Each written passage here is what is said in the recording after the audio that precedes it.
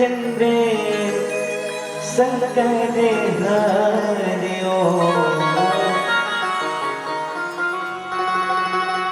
सर्व मंगल मांगल्ये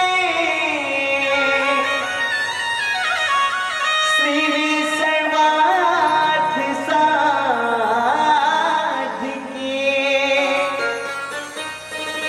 सर्वे त्र्यंबके गौरी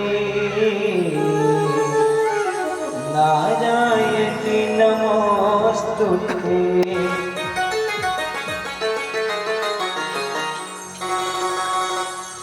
मैया के पाँव पे जनिया बड़ी निक लागे रे, बड़ी निक लागे रे, बड़ी निक लागे रे।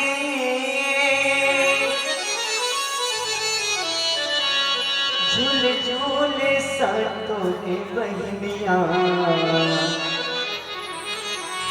बड़ी निक लागे रे। मैया के पाँव पे जलिया बड़ी निक लागे रे। मैया के पाँव पे जलिया बड़ी निक लागे रे, बड़ी निक लागे रे, बड़ी निक लागे रे, बड़ी निक लागे रे, बड़ी निक लागे रे। मैया के पाँव पे जलिया बड़ी निक लागे रे। मैया के पाँव पे जलिया बड़ी निक लागे रे।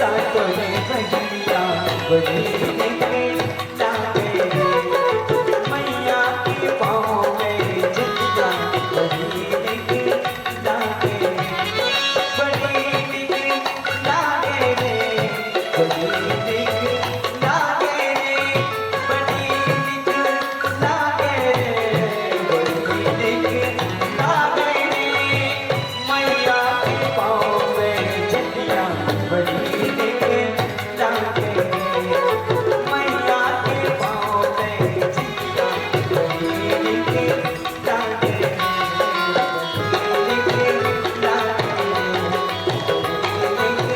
लागे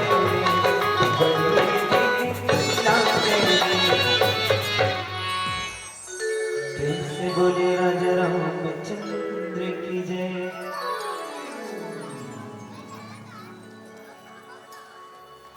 वंदन मेरी बात विद्रक वंदन देश की माटी को, वंदन मेरे पुण्य प्रदेश, वंदन पावन परिपाटी को, वंदन पूजनी गुरु चरण को, पिता मात सुखदात्री को, वंदन संत समाज चरण को, राम रसिक बड़भागी को, वंदन श्रोता वंदन वक्ता, वंदन मानस के अनुरागी को, वंदन मानस के अनुरागी को, यत्र यत्र रघुनाथ कीर्तनम तत्र तत्र कृत मस्तकांजलि वाष्पवारी परिपूर्ण लोचनम मारुतम राक्षसात्मकम। परम आदरणीय संत समाज देवी सज्जनों, माताओं बहनों, सभी राम अनुरागी आप सबके श्री चरणों में कोटि कोटि प्रणाम सादर निवेदित है, स्वीकार करिएगा।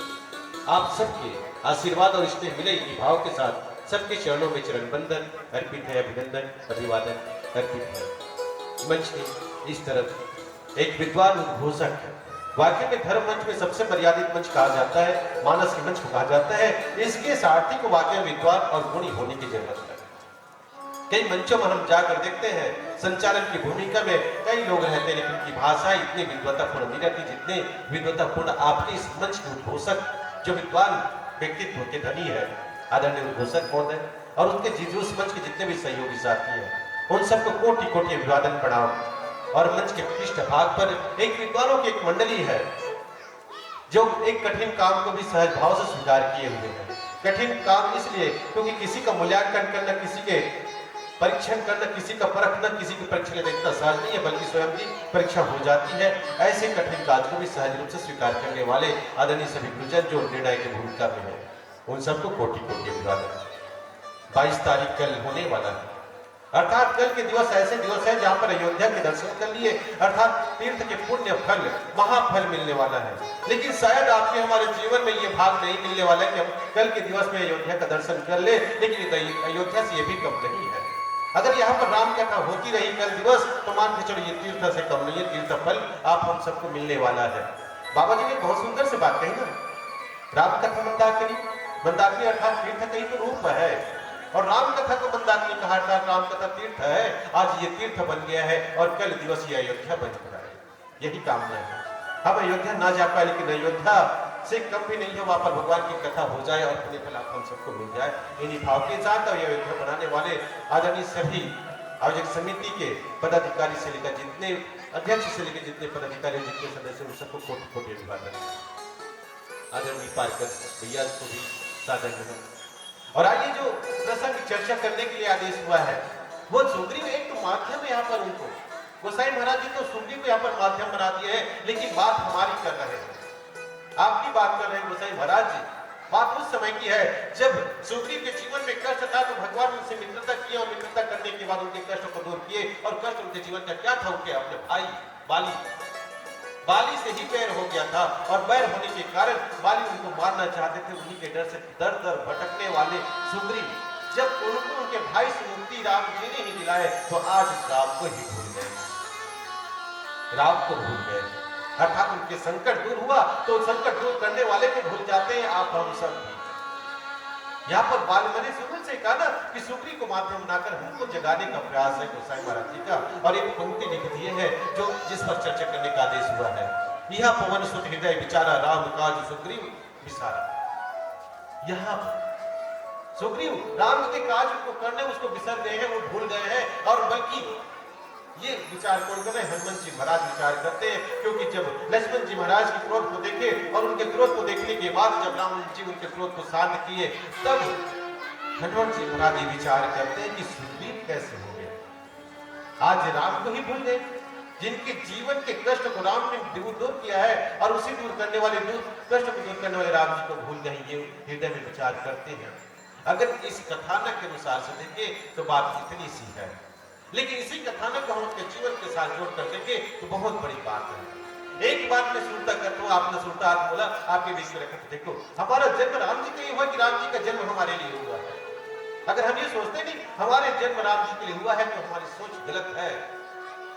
यही तो पीड़ा एक जामवंत के सामने अंगद जी ने भी प्रकट किया था, महाराज हम अब नहीं बचने वाले हैं।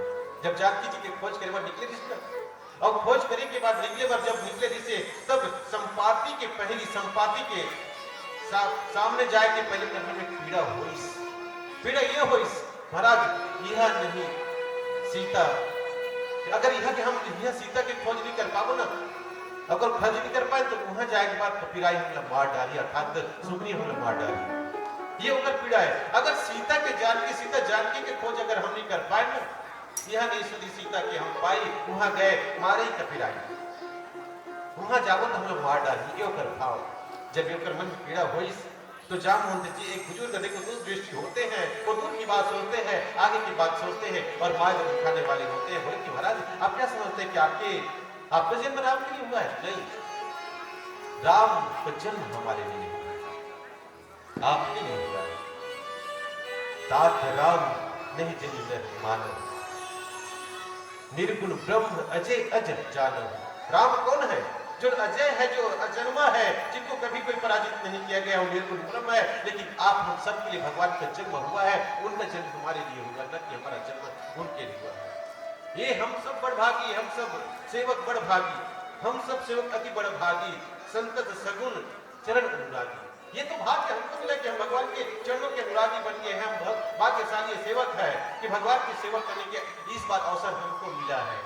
जब भगवान की सेवा करने का अवसर हमको मिला है तो हम किस बात की हमको चिंता? हमारा जन्म राम के नहीं बल्कि राम के जन्म हमारे लिए हुआ है। एक तरफ ये अंगद जी महाराज के लिए जामवंत कहते हैं और दूसरे तरफ कहते हैं बाली के लिए कहते हैं, हनुमान जी महाराज कहते हैं कि महाराज आप राम जी को भूल गए हैं। राम जी के काम आपको करना था, याद करिए कौन से काम करना था? जब आपके जीवन में कष्ट था, ये पीड़ा थी, आपकी दर दर भटक रहे थे, बाली के भय से आप भटक रहे थे, तो उसी भय को दूर करने वाले, भय हरण करने वाले राम जी ने ही आपके बाली से आपको मुक्ति दिलाई थी। उस समय आपने वचन दिया था आज मैं तुम्हारा काम कर रहा हूँ, कल तुमको मेरा काम करना पड़ेगा। आज यही तो भूल गए हो। ये तो सुग्रीव के लिए है। अब उसको एक प्रकार से नहीं बल्कि 4 प्रकार से 4 विधि तुम उनको समझाए हैं। 4 विधि कौन से? वाकई में युद्ध के अगर देखा जाए तो 4 उनके चरण होते हैं। युद्ध के 4 ही नीति होते हैं। एक होता है साम, दूसरा होता है दाम और तीसरा होता है दंड और होता है भेद। कोई आदमी समझे नहीं ना तो हम भिन्न प्रकार से समझाए के प्रयास करते हैं, या तो साम के समझौता करने के प्रयास करते हैं। वो हमने मानी ना तो आदान प्रदान करके लेन देन करके मामला सलट जाए ये प्रयास करते हैं, और नहीं तो दंड दिखाए जाते हैं, मतलब भय दिखाए जाते हैं, और नहीं अंतिम में भेद होकर गोपनीय बात में तो जान को अगर तुम काम नहीं कर गए तो मैं तो भेद खोल दूंगी। ये हम व्यवहार में आते। हनुमान जी महाराज जी नीति उपयोग करी से काबर सुग्रीव जी राजा बन गए। राजा बने के पहले उनका जीवन के दर्द सुग्रीव को मालूम था, और सुग्रीव उनके सचिव बनकर उनके हर समय उनके साथ देने वाले, आज हनुमान जी महाराज उनके सुग्रीव के साथ देने वाले। आज हनुमान जी महाराज को मालूम हो गया कि जब तुम्हारे जीवन में दुख था तो राम को याद किए, आज राम तुम्हारे जीवन से दूर चला गया तो राम को भूल गए। दोनों तरफ की बात देखिए। बात यही है कि यहाँ पर राम ने एक जीव का सहयोग किया है, मदद की है ना। राम जी उसी जीव को जगाने का प्रयास करते हैं। कब जगाने का प्रयास करते हैं? जब वर्षा ऋतु के वर्णन होने के बाद, वर्षा ऋतु के समय क्या होते, जब पानी बरसते ना तो ये जमीन में भी ना पानी की इकट्ठा हो जाते हैं। बहुत सारे मेढक मन भी पैदा हो जाते, बहुत सारी फसल, बहुत सारे घास पैदा हो जाते। जे रास्ता में सारी सब चल सकते ना, वो रास्ता भी छूट जाते। ये एक मतलब नहीं कि मैं वर्षा ऋतु को वर्णन करता हूँ। वर्षा ऋतु नहीं, यही हमारे जीवन की सुख के समय, जिस समय हमारे जीवन में सुख आता है ना, इसी को हम अपने जीवन के साथ जोड़ कर देखें। जब हमारे जीवन में सुख का समय आता है, सुख के घास उगाते हैं ना, तो हम रास्तों को भूल जाते हैं। रास्ते किस कौन से रास्ते को? भगवान के रास्ते, भगवान के पास जाने के जो रास्ते होते उस रास्तों को हम भूल जाते हैं। जो पगडंडी बनी होती है ना, उस पगडंडी को भूल जाते हैं। सुग्रीव को यही बता रहे हैं, महाराज जब तुम्हारे जीवन में कष्ट था, भगवान ही को याद करते रहे, और जैसे कष्ट चला गया भगवान को भूल गए।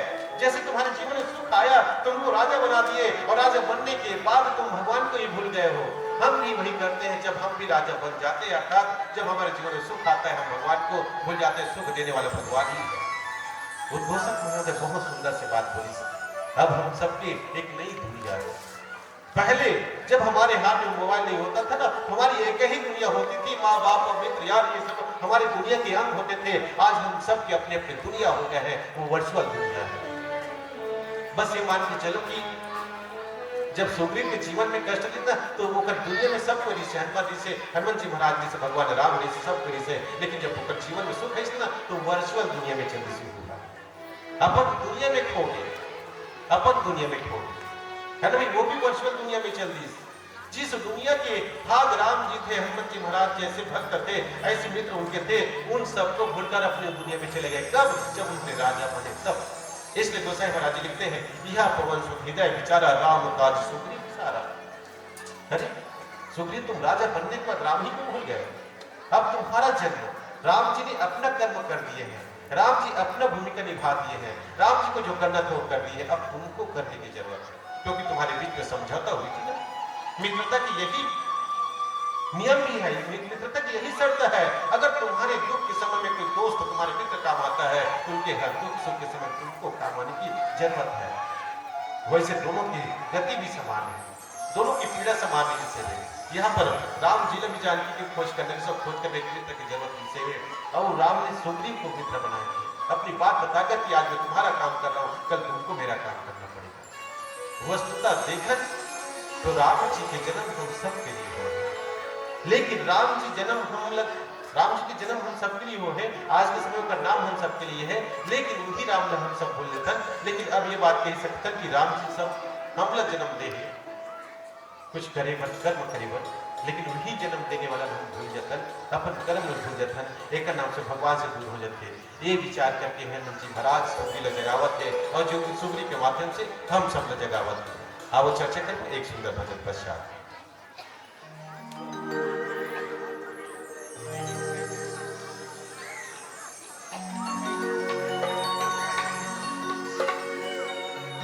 भरत प्रिय रामचंद्र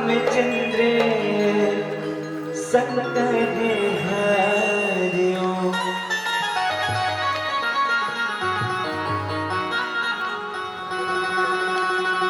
जीव शिव ही शिव जीव ही, जीव शिव ही शिव जीव ही, पंचरतन की चोलाए, चान तोला मोला है।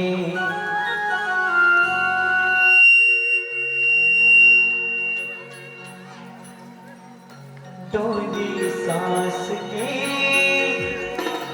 बंधे बमोला दे, डोली सांस के बंधे बमोला दे।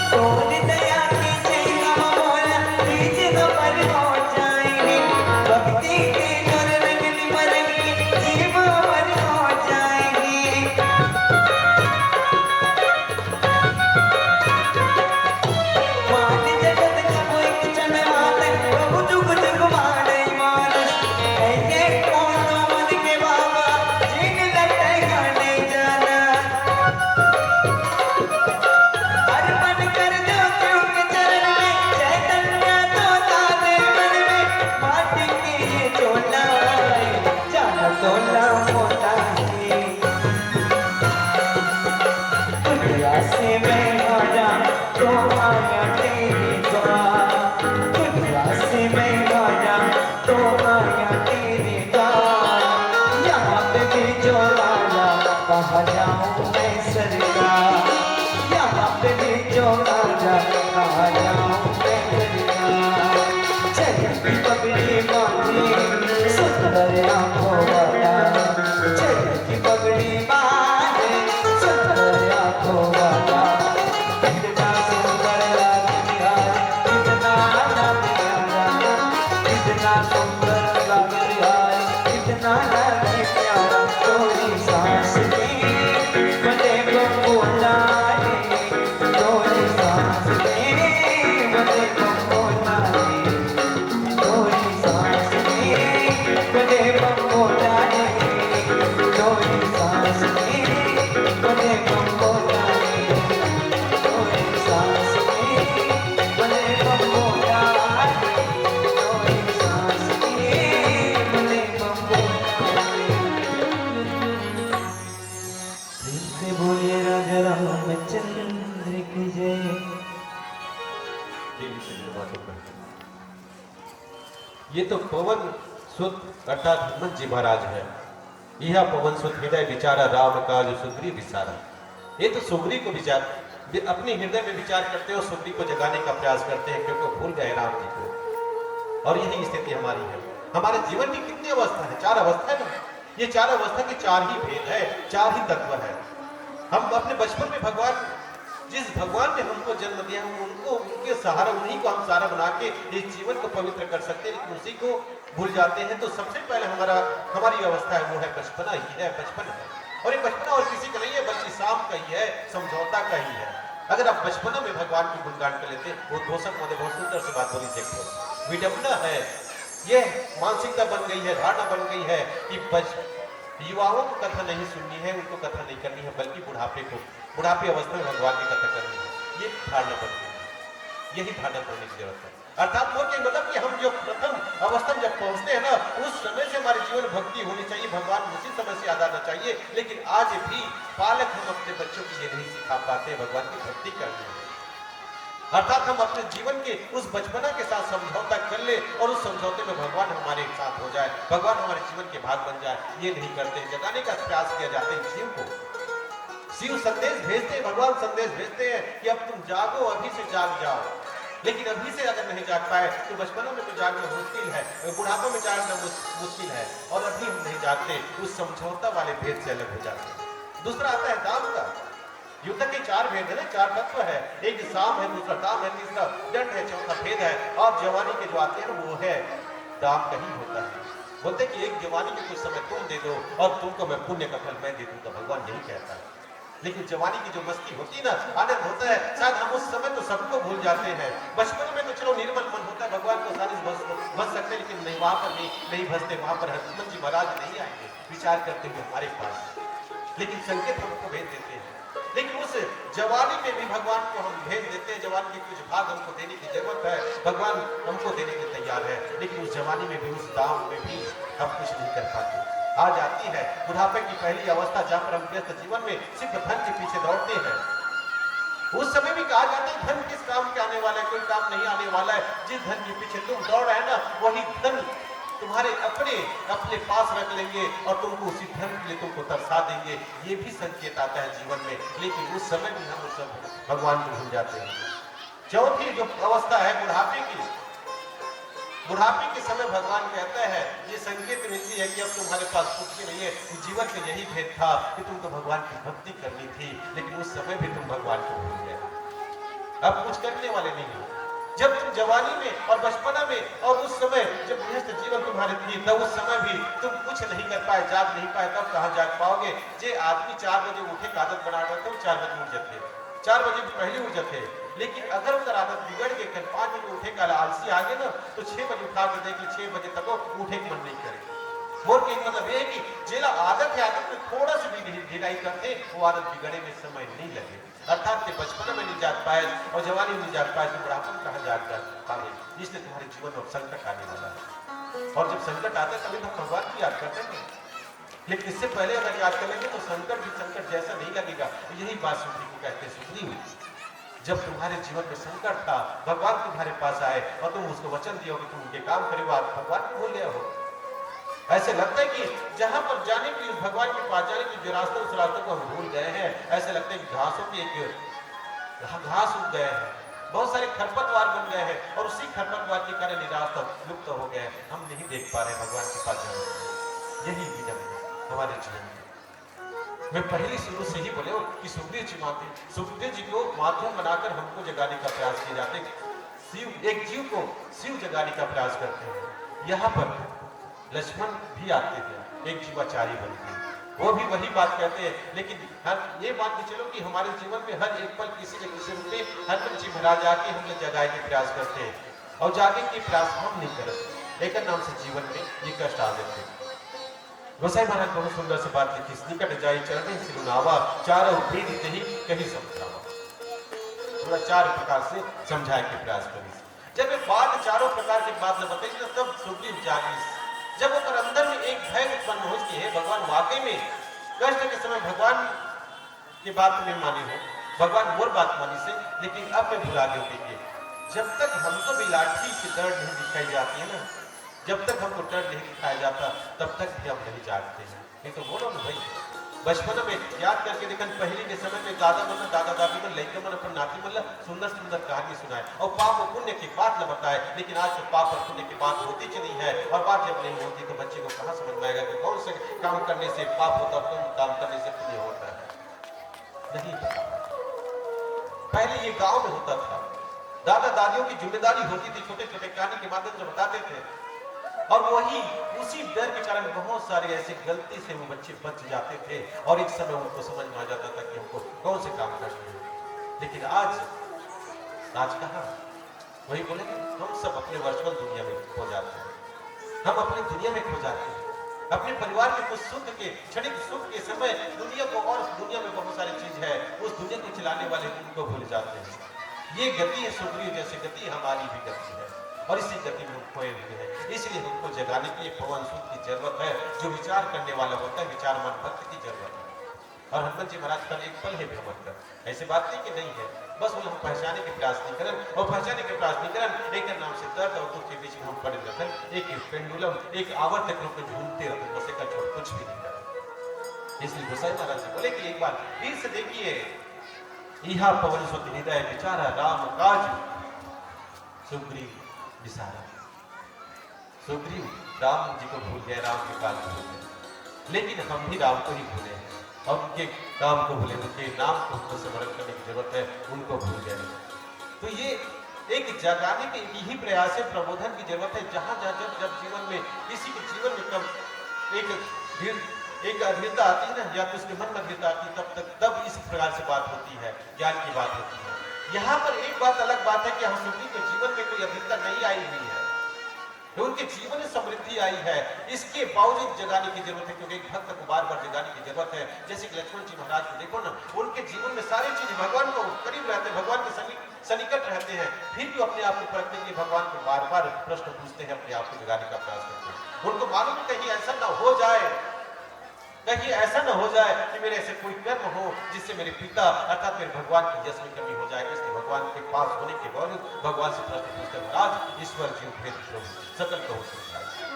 देखो ये लक्ष्मण जी महाराज जैसे भक्त अपने आप को परखने का प्रयास करते हैं, और हनुमान जी महाराज जैसे भक्त सबको जगाने का प्रयास करते हैं, और सुग्रीव जैसे भक्त क्षणिक सुख मिलने के बाद क्या हो जाते हैं, भगवान को ही भूल जाते हैं, नींद में चले जाते हैं, गहरी नींद में चले जाते हैं, अर्थात सुख मिलने के बाद सुख के ही आनंद में डूब जाते हैं। यही स्थिति हमारी है, हम जीवों की यही स्थिति है। इसलिए हनुमान जी महाराज हमको भी किसी न किसी रूप में जगाने का प्रयास करते हैं। जागने की जरूरत है, न कि भगवान को भूलने की जरूरत है। आओ एक सुंदर सी गौर गीता आपके लिखे भजन प्रस्तुत करें, वो कर बाद आगे चर्चा करेंगे। प्रयास में शायद संकेत है कि आप सबसे विदा हुए के समय होगी, तो आओ विदा हो। संध्याकालीन बेला है, संध्याकालीन बेला के समय बहुत सारी बातें होती हैं, अर्थात घर की चिंता होते, घर में छोटे छोटे काम कोई करेंगे बचे रखे, घर की बुआरी में दीपक जलाए के समय रखे, या फिर गाय गरु आके होकर तैयारी और खाना वाना बनाएंगे।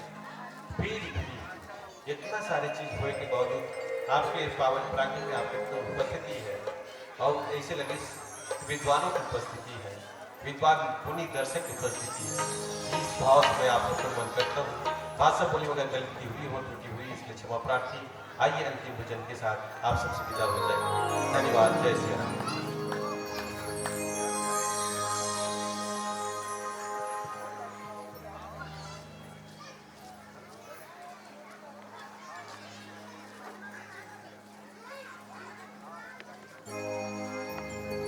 भरत प्रिय रामचंद्र शंकर हरिओ।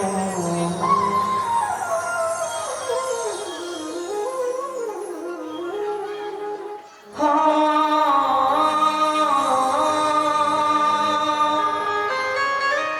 सर पे मुकुट सजे, मुख पे उजाला, मुख पे उजाला,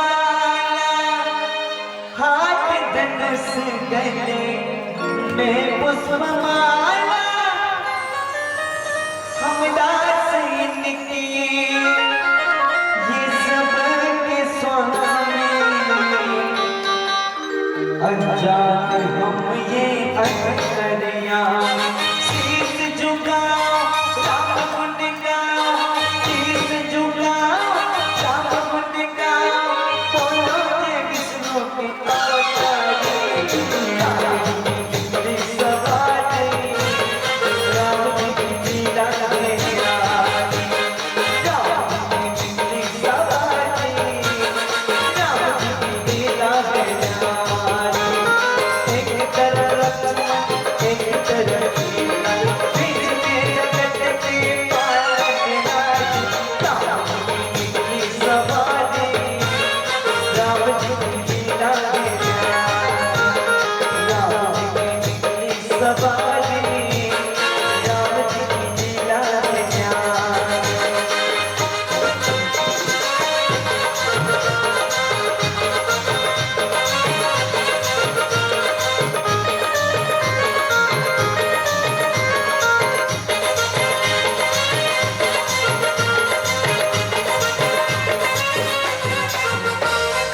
इन्हें जगावत मोर बात, तोहे खबर क्या ओ भोले बाले।